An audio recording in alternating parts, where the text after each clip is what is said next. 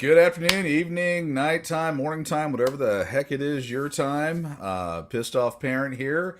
I was actually finishing up my work day and figured I'd go out there and do a little Legiscan searching and found some interesting bills. Actually, I'm not going to be the bringer of doom on a couple of these, and actually I'm a little shocked at who submitted them. Although I will just kind of preface it up front that again, just because these bills get filed doesn't mean they go anywhere. But it's just interesting to see what our legislators are putting out there, and maybe throw some support, whatever. And again, well, we'll get into who filed it and what they actually are and all that. And of course, in the link and everything, I've got a link to the actual Legiscan, the search. I've really bottom shelved this for everybody. All you do is click the link and then it pops up for you, so it doesn't get easier than that. So without further ado, I'm going to go ahead and just jump right on into it. Put myself down there in the corner and we'll just kind of jump in. So we've got three bills that have been introduced today. Again, these are getting filed fast and furious. And I did report yesterday about this little fella down here.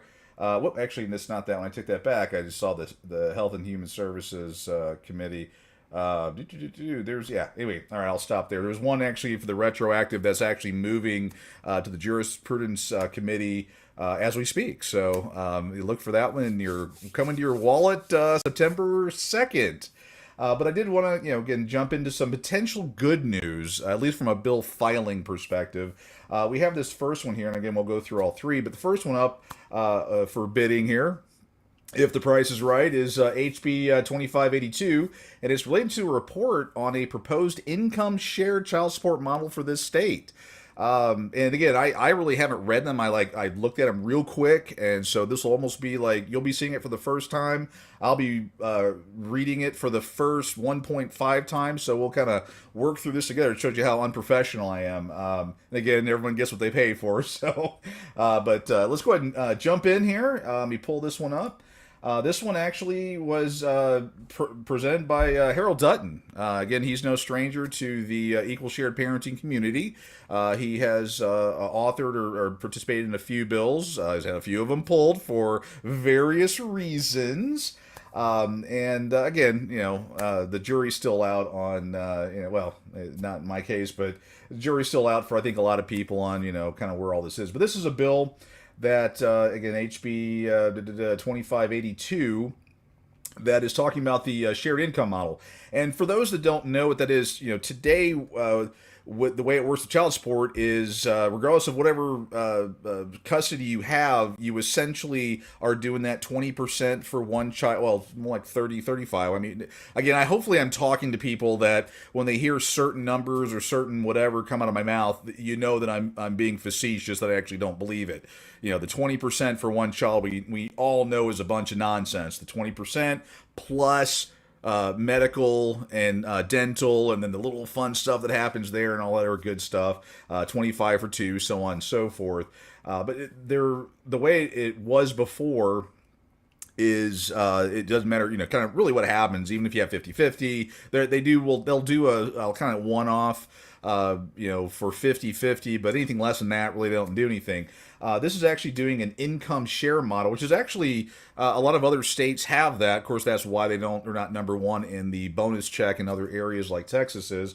But they're saying here income share child support model means an allocation of child support based on the concept that the child should receive the same proportion of parental income that the child would have received if the parents lived together. Title 40 agency, we all know who that is, has the meaning assigned by section yada yada yada.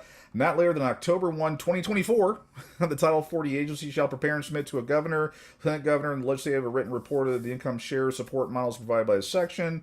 Report required under this section must include the proposed legislation for consideration by the 89th legislature regular session to reform the state's child support system by employing in whole or in part the income share child support model, and a recommended timetable for an orderly transition to the system proposed in legislation described by subdivision 1 of this subsection includes sufficient time to perform economic analysis related to the proposed system, prepare basic support guideline tables, develop and implement forms, develop and implement computational aids, and ensure preparation be made by child support system participants who rely on existing child support guidelines.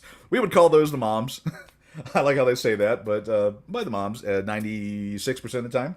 To determine the amount of child support obligations, Director of Title 40 agency shall convene a work group under section yada yada yada, as it says to developing a report required. Okay, this is a bill filed. Hey, you know what? Its paper was written.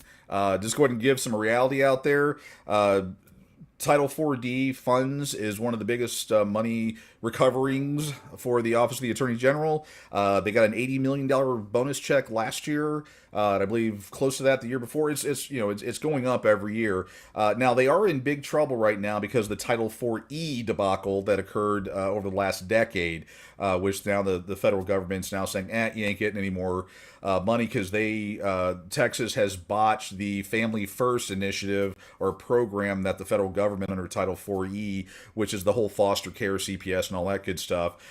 They offered incentives and stuff like that to basically have kids stay in with their parents where appropriate. Well, Texas thought, hey, we're gonna make more money off of ripping them out because we get that money for that foster care and all their fun stuff. So they didn't do a good job there. They've been penalized. That actually I think finished up last year. They're gonna lose I don't know how many millions of dollars on that one. So they're scrambling. So what I'm setting all that up to say is this has a snowball's chance in hell of going through. But hey, good job, Dutton, for writing it and at least showing. And again, I say this tongue in cheek because everyone should know the steps that people put through. Our legislators will say, "Hey, look, I did the best I could. Give me more money, help me out, or whatever." Again, this thing has a snowball's chance in hell of going anywhere because the legislators who all know and have that understand that Title 40 model probably better than most of us do, probably better than me. They know the specific numbers, the real numbers, not just the numbers that they have to put out there.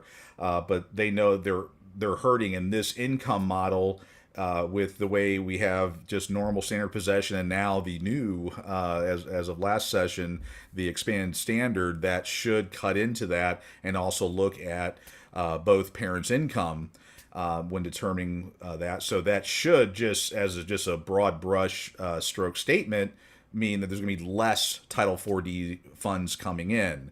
But they're already, as we all know, with the retroactive child support and everything else, are going to be jacking that up quite a bit here come September 2nd. After that, after one of the mini bills goes through. But anyway, this guy here, HB 2582, has been filed. We'll see if it goes anywhere. And I should have seen something in the chat. I should have made a comment there, or should have pulled it up. Let's see here. Let me answer a question from Johnny. How can we make a bill that lets us claim the kids during tax season since we pay child support? Oh boy. Johnny, I hate to be the one to tell you this. There's not a snowball's chance in hell that'll happen. Even though it's at the Fed level and all that. Actually, this last session, they took away the alimony tax benefit that you get for paying alimony. There is no way that would happen at our level. But I mean, trying to get something done, you would obviously want to do it at the federal level. It seems like that almost may be the way to go, depending. But there is not a chance that would go through, especially not with the numbers. I mean, we're trying to get people to rally around these horrible retroactive child support bills, which are going to just decimate dads, boys, men, boys to men, going forward, and we can't even get that. So that just really sucks. Pretty bad. Oh, got another comment here from you. See, I pay 27,000 child support a year. 27,000. Wow. Okay, plus 30K for Fed tax. Woo, boy. This actually, the next bill I'm going to pop up here, I think it's this one or the next one. One of the three here may be of interest to you as far as the filing. Then you, of course, want to reach out and get support. I was kind of making jokes about that there's no chance that anyone's going to be impacted by one of these, but based on the amount of child support you're paying and the amount you pay in federal tax, which I assume after deductions and all that, you may be in that arena. We'll see how that goes. And yes, Johnny, it is crazy. I am continually shocked that we, with these bills that are coming down the pipe and what it's actually going to do to men and boys, and I'm talking to the ladies too. You have sons, so I mean, I know that you're going to get the payday out of this, but your sons and then all the boys and the guys that you're with now, they're all going to be. It's going to be just horrible, and it's not even a Chicken Little situation. This is going to come down. It's going to happen, and it's going to be bad across the board. They're not going to, gently apply this process. They're hurting for money. That Title 4E thing hurt the budget, and they are looking like crazy for ways to make money. I mean, and I'm talking to people that have been through family court. I mean, I shouldn't even have to say these guys are nuts with power and want money and to put everyone into indentured servitude. This is not going to be. They're going to pass that law, and it's going to be fun and may just happen once or twice. It's going to be a lot. So yeah, I will definitely agree with you that it is crazy. It is Gwen Stefani bananas is the best way I can think of to say it. Going down here to this next one here, HB 2581. This is relating to the allocation of child care expenses for a child subject to a child support order. Let's see what we got here. Also filed by Dutton. Again, excuse me, filed today. This is the one. Okay. Okay, so this is a provision for medical support, dental support, and child care support. Court shall order medical support and dental support for the child as provided by subchapters B and D. If a party incurs child care expense in order to seek or maintain gainful employment or receive higher education or vocational training in anticipation of gaining gainful employment, the court shall determine and allocate between the parties, according to the parties' circumstances, reasonable child care expenses. Okay, so this is not really a good one in a way. The change in law made by this act constitutes a material and substantial change of circumstances. Oh boy, okay, I see more court opportunities. Family code sufficient to warrant modification of a court order or a portion of a decree that provides for the support of a child rendered before. Ooh, okay. Make sure I read this right. Sufficient to warrant a modification of a decree that provides for the support of a child rendered before the effective date of this act. So it's going to go. It is guaranteeing it's going to go back. Oh boy, get ready. Better change the law may be made by this act applies only to proceedings to establish a modified child support obligation as pending in a trial court or on or filed or after the effective date of this act.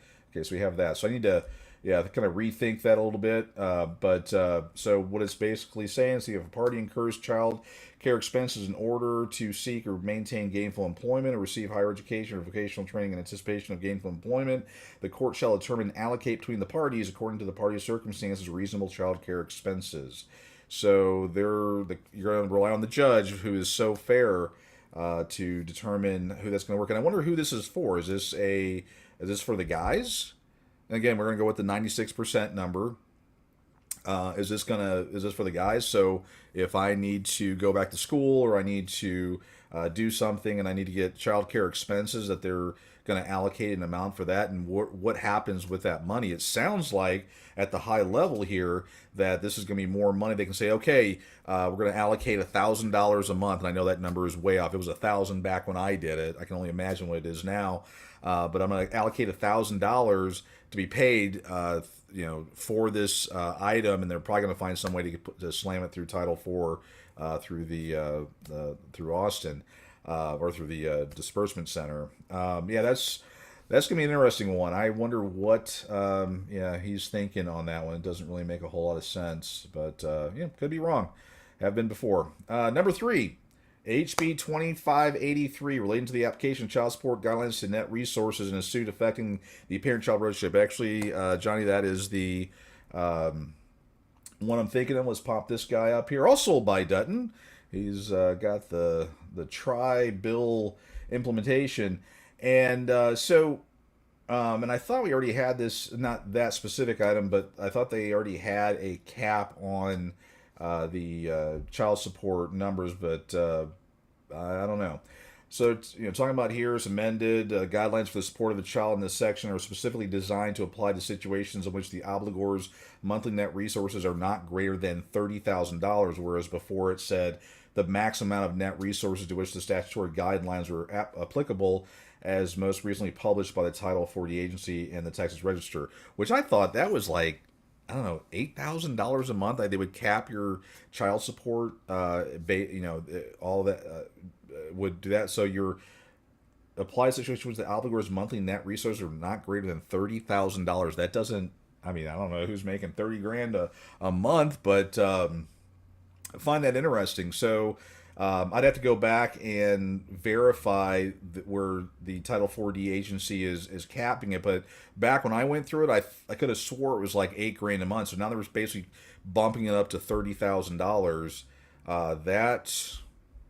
That doesn't sound good for the guys at all. So basically, she's going to get more of a payday, is what it sounds like. So for the folks that are out there in TV land, if you were making, if you're happy going, oh gosh, I'm capped at 8,000, I make $10,000 a month, great. They can't steal even more money to where she can get cash and prizes. Well, now they're saying not greater than $30,000. So wow. We got Joe on. Joe, wow, can we say California? Yep. That's pretty much it. We are Californicating. Sorry, did a little Red Hot Chili Pepper moment there. But yeah, it looks like, we're definitely, I mean, when I hear people talk about, Texas a conservative and that, I just laugh because, I've seen so much behind the scenes. Well, it's not even behind the scenes anymore. It's what's out there and in your face. We're not conservative. We're not Texans. We're not these. We shouldn't be proud. I mean, our legislators have really done a number on us. Is absolutely nuts. Let's see here. I'm gonna butcher this name. I apologize up front. We'll say Miss Hunter. This should allow right of first refusal to the non-custodial. The custodial is seeking child care.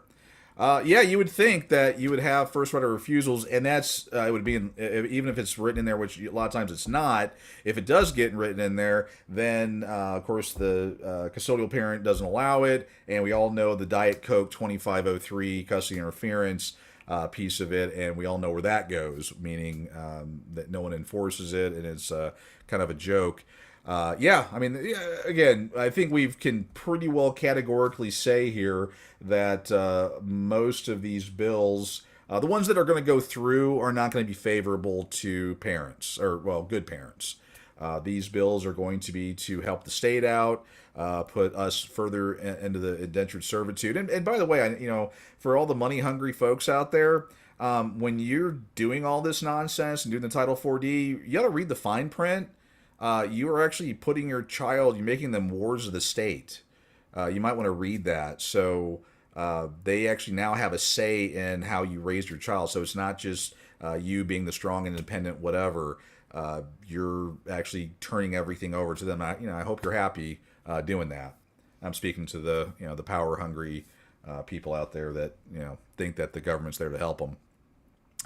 All right, so that's pretty much everything here. Yeah, another good day of September 1. September 1st, 2nd is going to be a very interesting day. And, we've got, when you do the child support, it's not always exact. I mean, things that we'd be looking at, we have this honoring Petra Dieter for her contribution as founder of the Victim to Hero Institute. Um, Actually, I think I remember something about them. But there's a lot of stuff out here that these guys and girls are putting out there, um, trying to take away liberties, trying to make money for themselves, and doing things like that. And really, it's dependent upon y'all to step up and fight the power as the oh boy, I'm trying to remember the 80s 90s rap group. I mean, oh boy, Flavor Flav was in it. I can't even remember it now. I just I forget all the things there. But I would, maybe reach out to Dutton. I would just say also, just big time. I would just say you got to organize, and that just means pulling under various banners.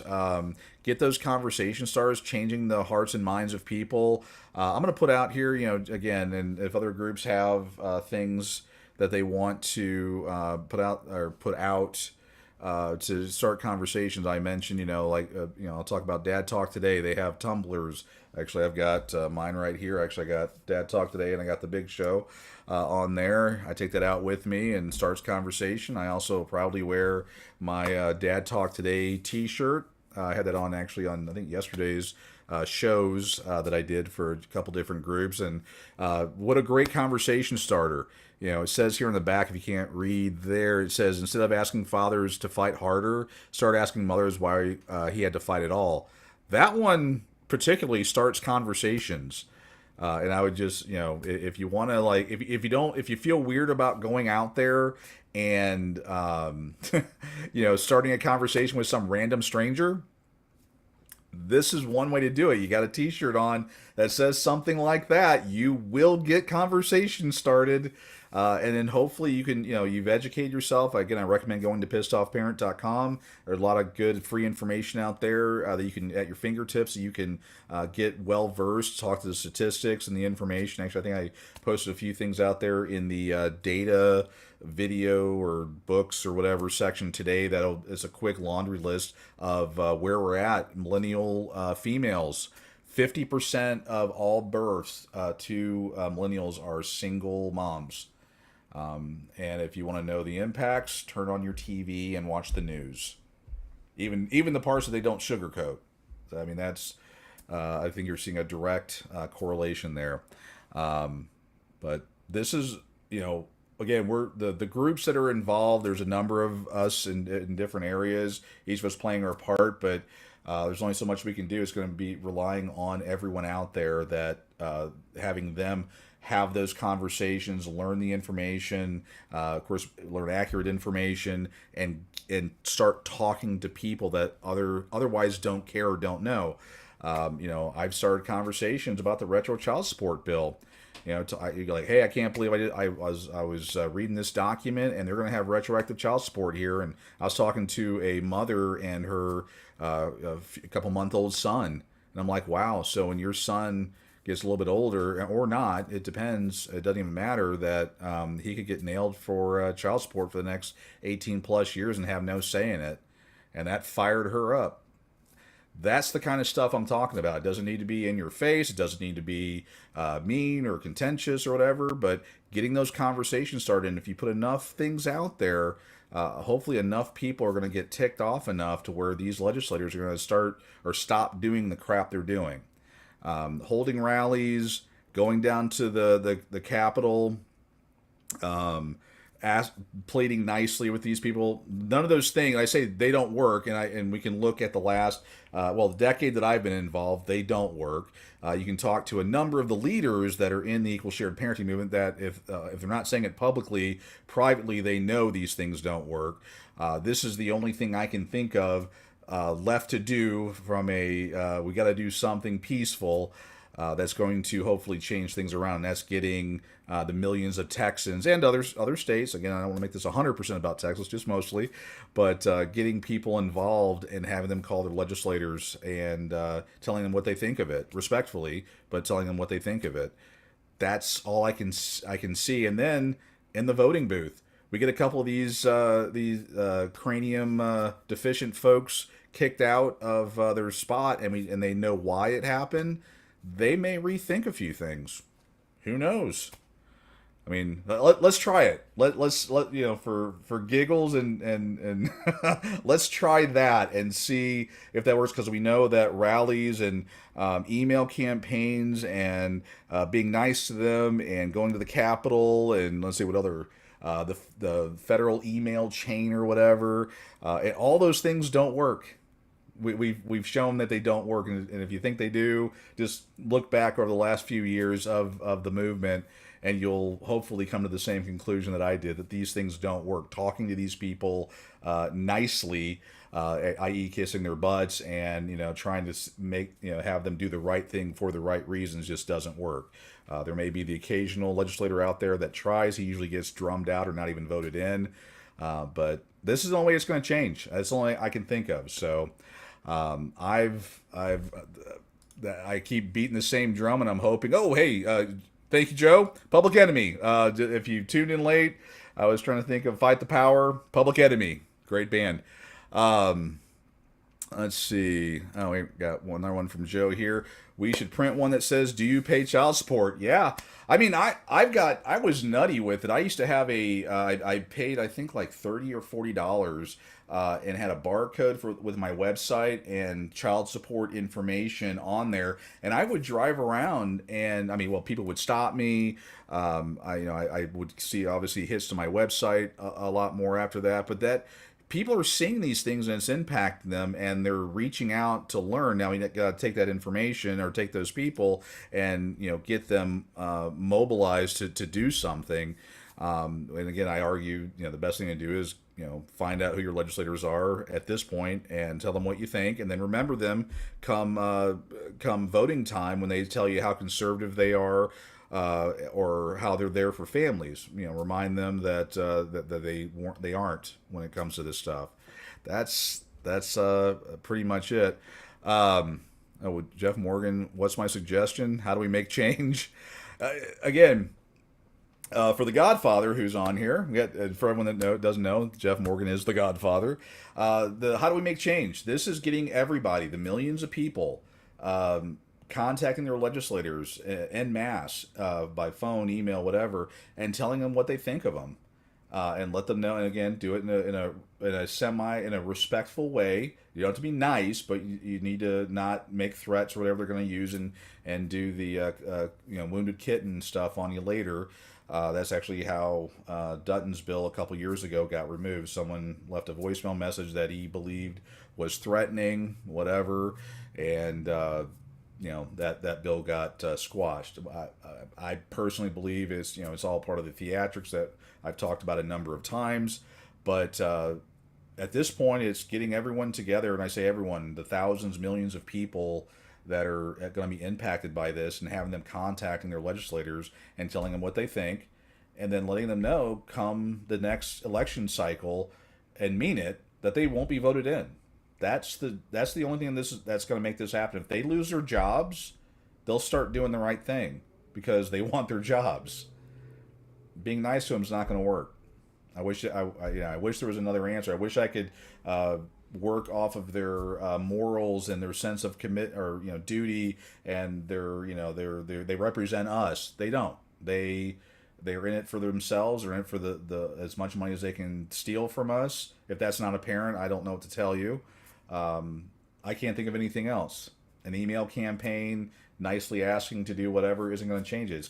It's basically telling the Jeff Leaches of the world, let's just pick on him for a moment, since his was the first bill that's doing retroactive child support. I believe it was the first. Telling Jeff Leach, if you don't pull that bill, you're not going to be elected next go around. End of story. That's all I can think of. Threatening these people losing their jobs is what's going to take to make some change. And I think the first time one of our legislators, one of the judges, loses their seat, it'll send a message. But we've got to get the millions of people to rally together, and I don't care what banner it's under. It could be Pissed Off Parent, Americans for Parental Equality, Dad Talk Today, the ABC Company. I don't care. Get it around someone that's going to be able to take that and then bargain. I mean, I'm going on a whole different direction, but whether you're pro, anti, whatever union, I know it's probably a blasphemous phrase here in Texas, but collective bargaining. I mean, I grew up, my daddy was a truck driver and he was in a union, and collective bargaining. You know, one or two people going in to file a grievance about the tires being bald, just to go off on the analogy here. Well, actually it happened, but they can be fired. They can be told whatever. They can be told, oh, I find that interesting. Why don't you get me some more information on tire tread pressure or whatever? But you get everyone coming together and getting a spokesperson to go there and collectively bargain and tell them either these tires get fixed or we're going to walk off the job and you're going to lose millions of dollars. That's how this is going to change. This is not a hard concept. All right, I've been on my soapbox here. Again, I'd recommend. Again, the link is in the video. If you want to go out here to Legiscan, you can type in if you don't believe a word I'm saying, and please don't believe a thing I say, and I mean that mostly honestly here. Because I'm an old guy. I'm doing what I can. I think if you read this stuff for yourselves and see the impact it's going to have on you and do your own research, you're going to become educated and you're going to hopefully get pissed off like a pissed off parent and start doing something about it. Don't rely on me or others to spoon feed this information. It's all there. It's free. You can go there, read it yourself. And if it ticks you off and you don't want you and your kids to be indentured servants, do something about it. And on that note, I hope everybody has a good rest of your Tuesday, and we will talk to y'all later.